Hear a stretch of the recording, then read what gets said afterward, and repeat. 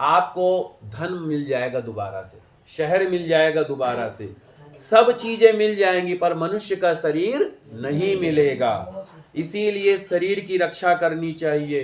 कोई रोगी होता है वो भी चाहता है कि मैं ठीक हो जाऊं, वो ये थोड़ी चाहता कि मैं मर जाऊं।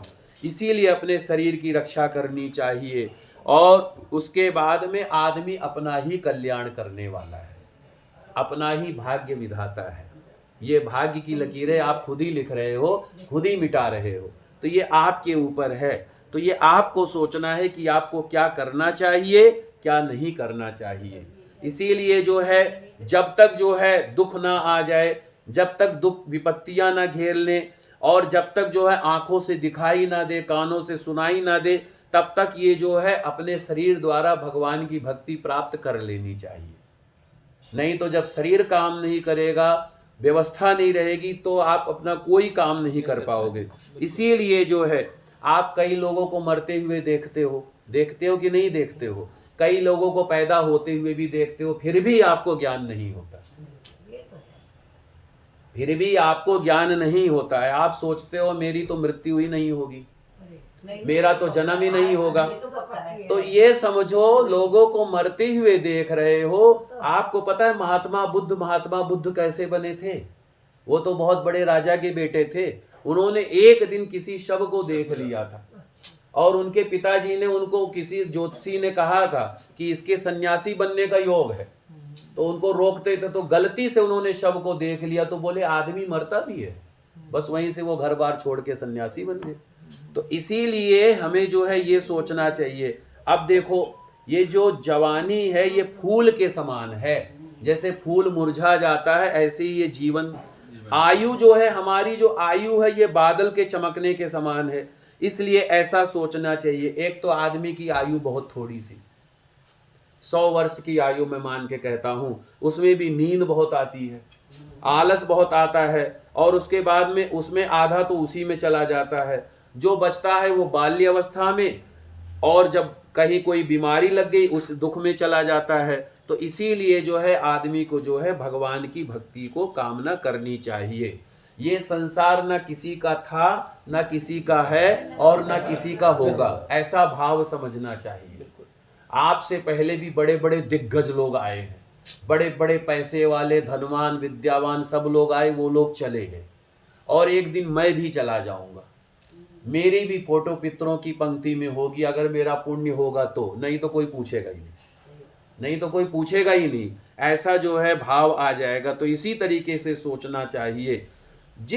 देखो, जब जैसे अभी कोरोना आया था, कोरोना ऐसी बीमारी आई, छोटी सी जीवाणु के द्वारा कितना कष्ट हुआ।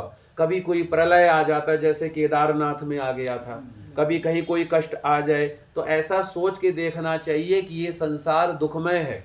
और उसके बाद में आदमी को जो है कहता है मेरा बेटा, मेरी बीवी, मेरा पैसा, मेरे रिश्तेदार, इस प्रकार कहते कहते जैसे बकरे की बलि चढ़ा दी जाती है मैं कहते हुए, वैसे काल जो है हमारी बलि चढ़ा देता है।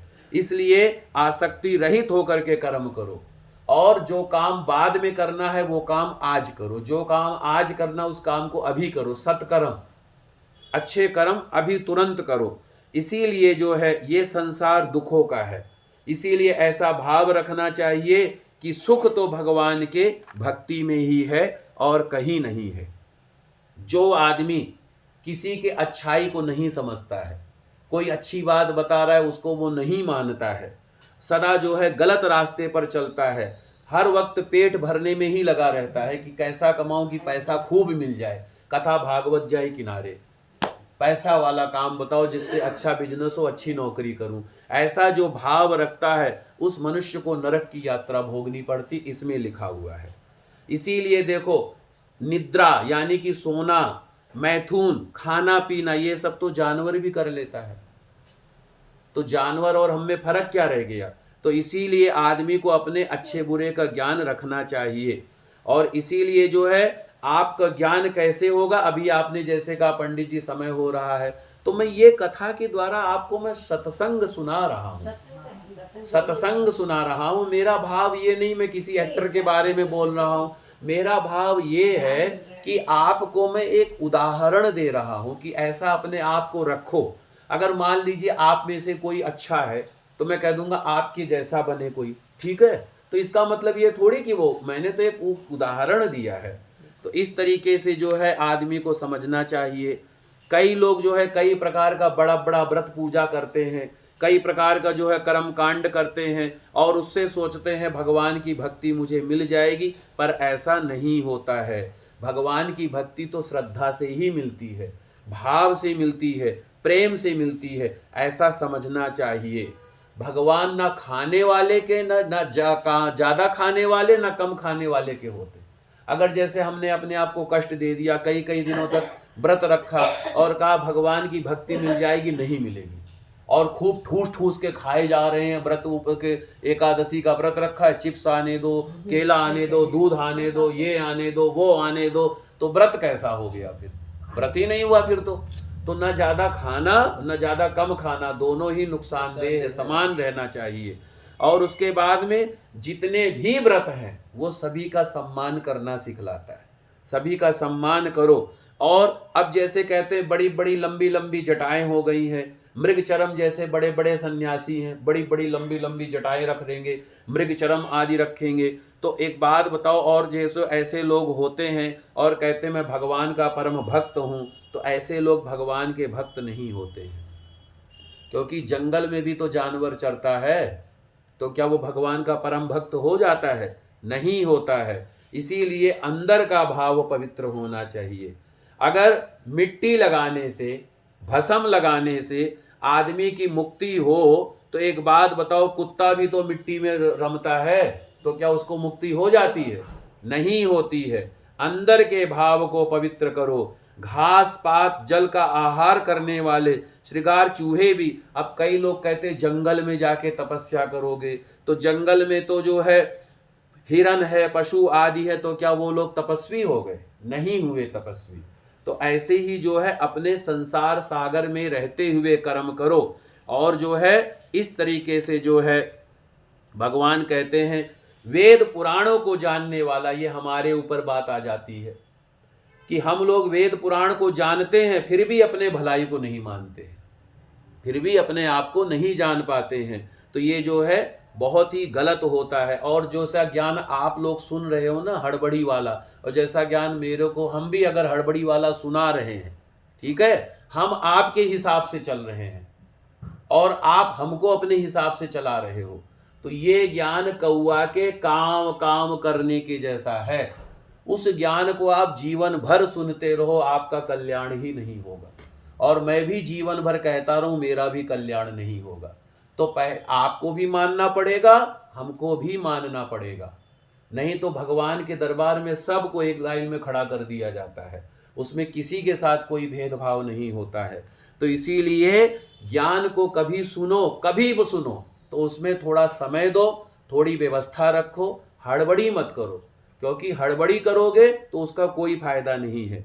इसीलिए जो है आदमी को ये ज्ञान जो है लेना चाहिए। भगवान की कृपा से इस तरीके से जो सहारा लेता है, अब इसके बारे में कहते हैं जो गुरु का उपदेश नहीं मानता है उनको जो है कष्ट की प्राप्ति होती है। बहुत से लोग वेद और शास्त्र को पढ़ते तो हैं कथा भागवत को, और दूसरे को बता भी देते हैं, पर न वो स्वयं जीवन में उतारते हैं न सामने वाला जीवन में उतारता है, तो उसका कोई फायदा नहीं होता है। तो इसीलिए जो है जो मतलब कथा करो तो पढ़ो। और कहते हैं कि इसीलिए जो है ज्ञान को ग्रहण करना चाहिए।